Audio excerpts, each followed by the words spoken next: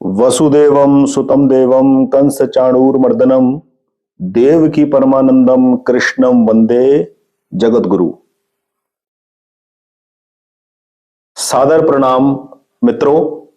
आज की इस वीडियो में जिस टॉपिक पे बात करेंगे वो है गंडमूल नक्षत्र में जन्मे व्यक्ति को ये रेमेडी, ये उपाय जरूर करनी चाहिए।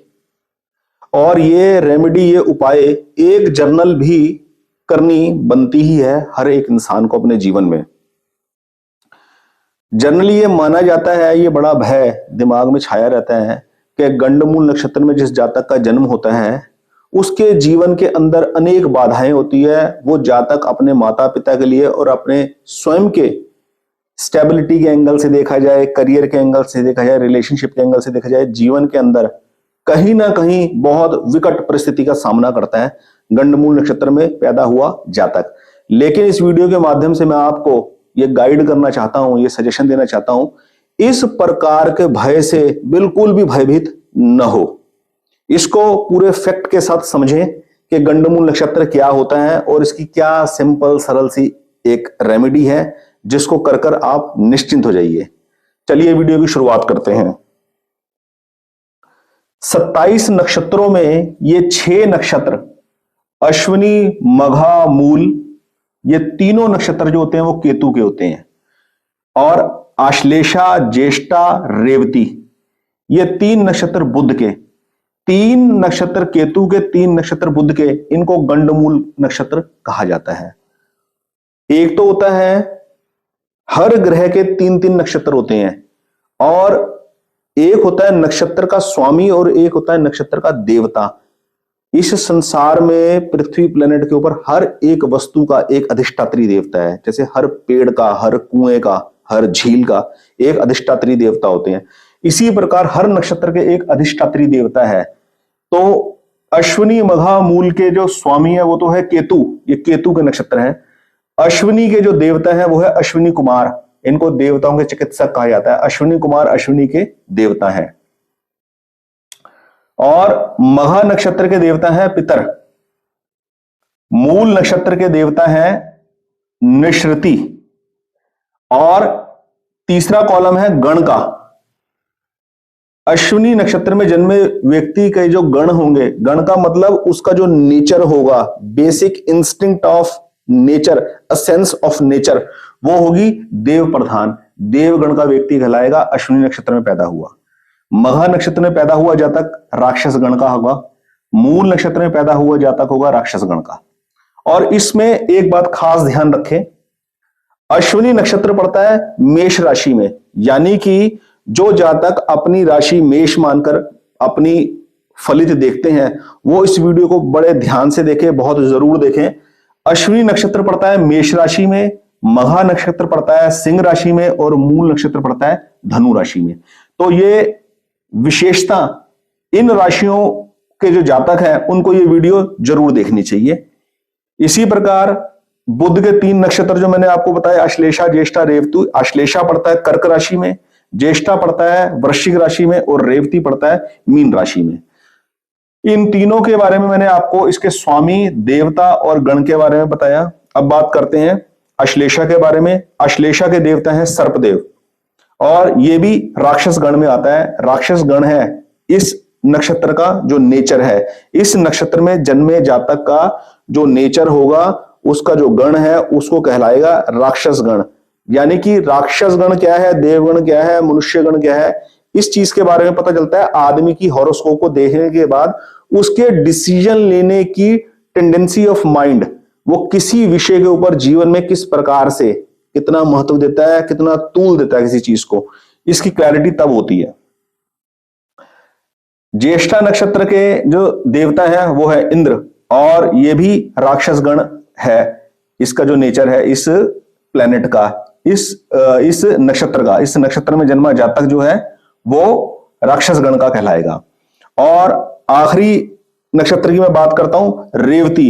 रेवती नक्षत्र जो मीन राशि में पड़ते हैं, इसके अंदर जो देवता है वो है पुषा। पुषा देवता है इस नक्षत्र के, और इस नक्षत्र का जो गण है वो भी है देवगण। तो इन 6 गंडमूल नक्षत्रों के अंदर 2 नक्षत्र ऐसे हैं अश्विनी और रेवती, जिसके जो गण है वो है देव, बाकी चारों के जो गण है वो है राक्षस। तो अब हम बात करते हैं इस वीडियो के क्रक्स की।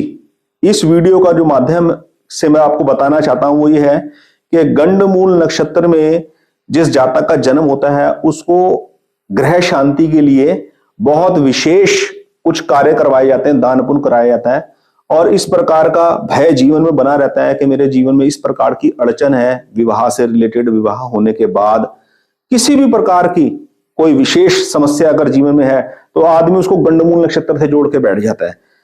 वो प्रॉब्लम गंडमूल नक्षत्र की वजह से भी हो सकती है, लेकिन इसको शांत करने के लिए इस पहलू का एक सही आयाम पकड़ने के लिए एक सिंपल सरल रेमेडी है वृक्षारोपण।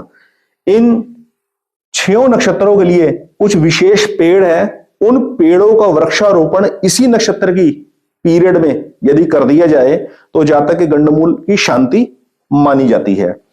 अश्विनी नक्षत्र के अंदर जब भी पंचांग देखकर आप देख लें अश्विनी नक्षत्र किस दिन है, उस दिन कोचिला का वृक्ष यदि वृक्षारोपण कर दिया जाए तो यह बहुत सीधी सरल एक रेमेडी है। मघा नक्षत्र में जन्मा जातक जब भी महीने में एक बार मघा नक्षत्र का टाइम आएगा उस दिन आदमी वट वृक्ष, ये बड़ का पेड़, बरगद का पेड़ और वट वृक्ष, ये तीनों एक ही चीज है। वट वृक्ष, बरगद का पेड़, वट वृक्ष, ये एक ही चीज है, इसका रोपण कर दे। और धनु राशि के अंदर मूल नक्षत्र के अंदर पैदा जातक शाल का एक पेड़ आता है, शाल के पेड़ का वृक्षारोपण कर दे। ये जो नाम अलग अलग से लग रहे हैं, पहली बार सुनने लग रहे हैं, कोचिला का पेड़, शाल का पेड़, इसको आप इंटरनेट के ऊपर गूगल सर्च इंजन पे डाल के देख सकते हैं कैसे पेड़ का रंग रूप होता है। उसको आप नर्सरी से खरीद सकते हैं, मात्र 100 रुपए का पौधा ही मिल जाता है। अश्लेषा नक्षत्र के अंदर जन्मा जातक जो अपनी राशि कर्क मान के बैठा है, कर्क राशि के अंदर अश्लेषा नक्षत्र के अंदर जन्मा व्यक्ति वृक्षारोपण करे नाग केसर पेड़ का। ज्येष्ठा नक्षत्र जो वृश्चिक राशि के अंदर पड़ता है उसके अंदर जन्मा जातक वृक्षारोपण करे चीड़ के पेड़ का। चीड़ का पेड़ किसी ठंडे इलाके के अंदर ही उसको लगाना पड़ेगा, हिमाचल प्रदेश की तरफ को जाके जब कभी उस तरफ टूर पे जाए तो चीड़ का पेड़ लगा दे, नहीं पॉसिबल तो उसका भी मैं अल्टरनेट अभी आपको बताने वाला हूं। रेवती नक्षत्र जो मीन राशि के अंदर पड़ता है उसके अंदर जन्मा जातक महुआ का पेड़, बड़ा ही फेमस पेड़ है और बहुत ही शुभ पेड़ माना जाता है, सभी पेड़ शुभ है, महुआ का पेड़ अति शुभ माना जाता है, मां दुर्गा की उपासना से जुड़ा हुआ पेड़ है ये, और महुआ के पेड़ का वो वृक्षारोपण कर दे। जीवन में एक बार तो कर ही दे, और अगर अपने हर जन्मदिन के ऊपर करे तो बहुत ही बड़ा है। जन्मदिन की डेट इंग्लिश कैलेंडर के हिसाब से न ले, हिंदी कैलेंडर वैदिक कैलेंडर के हिसाब से ले। कौन से मास की कौन से मास में कौन से पक्ष की कौन सी तिथि थी उस हिसाब से वृक्षारोपण करे, ये चीज है। और इसके अंदर जो पेड़ों के नाम मुश्किल लग रहे हैं और जो नर्सरी से न मिले उसके लिए एक सिंपल सी मैं आपको बता रहा हूं, पीपल का पेड़ या बट वृक्ष, बड़ का पेड़, बरगद का पेड़ या आंवले का पेड़, आंवले का पेड़, इन तीनों में से किसी एक पेड़ को ले ले। अगर शाल का पेड़, कोचिला का पेड़ ना मिले, चीड़ का पेड़ ना मिले तो इन तीनों में से किसी एक पेड़ को ले ले, पीपल का पेड़, बट वृक्ष या आंवला, इन तीनों में से किसी एक का वृक्षारोपण कर दे। और वृक्षारोपण करने का मेन औचित्य यह है कि वृक्षारोपण करने के बाद दूसरे तीसरे दिन उसको जल सिंचन करते रहे और उसको ग्रो करवाएं उस पेड़ को, कम से कम वो 6 महीने तक जड़ पकड़ जाए, अच्छी तरीके से मजबूती पकड़ जाए, फिर उसको आप छोड़ सकते हैं। तो इस वीडियो में गंडमूल नक्षत्र की ये रेमेडीज मैंने आपको बताने का प्रयास किया। इसी प्रकार यूजफुल वीडियोस के लिए इस चैनल से जुड़े रहिए, एस्ट्रो हॉरोस्कोप रीडर से इसको सब्सक्राइब कर लीजिए और अपने सजेशन, वैल्यूएबल सजेशन मुझे देते रहिए। बहुत बहुत धन्यवाद। जय श्री कृष्ण।